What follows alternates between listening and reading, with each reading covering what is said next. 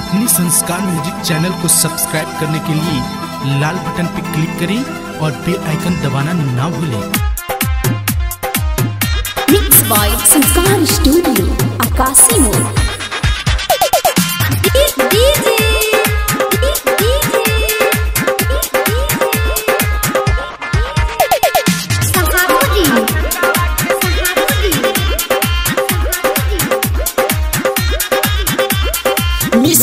मिसता हार सोख मिसता मिसता मिसता मिसता मिसता मिसता हार सोख मिसता मिसता मिसता पीके उदारू भरसीसी पीके उदारू भरसीसी मिसता हमरा खेतवा के तीसी पीके उदारू भरसीसी मिसता हमरा खेतवा के तीसी हो खेतवा के तीसी खेतवा के तीसी हो खेतवा के तीसी करे जिया नउ तो खीसी मिसता हमरा खेतवा के तीसी पीके उदारू भरसीसी मिसता हमरा खेतवा के तीसी।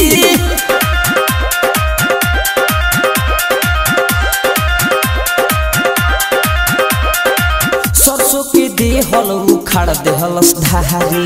कोइले बा टूरे टूरे हमार हो साड़ी सरसों के देहल उखाड़ देहलस धारी कोइले बा टूरे टूरे हमार हो साड़ी बोला पपड़े दांत पीसी बोला पपड़े दांत पीसी मिसता हमरा खेतवा के तीसी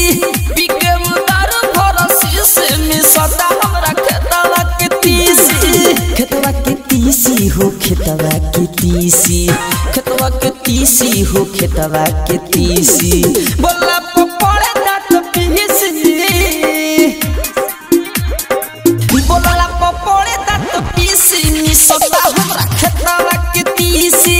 पीके उदारू भरसीसी मिसता हमरा खेतवा के तीसी।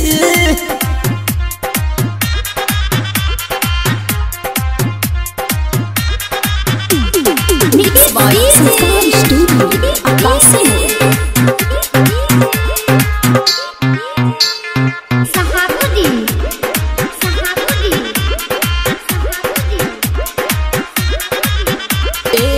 कुछ के बहावे ना पंकज के लूर हो दिन भर में काटे लगे हुई कधूर हो सुनो ना कुछ के बहावे ना पंकज के लूर हो दिन भर में काटे लगे हुए कधूर हो जब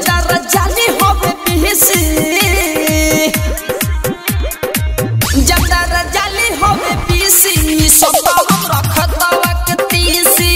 पीके उदारू भरसीसी मिसता हमरा खेतवा के तीसी खेतवा के तीसी हो खेतवा के तीसी खेतवा के तीसी हो खेतवा के तीसी पीके उदारू भरसीसी पीके उदारू भरसीसी मिसता हमरा खेतवा के तीसी पीके उदारू भरसीसी मिसता हमरा खेतवा के तीसी। मिक्स बाय संस्कार स्टूडियो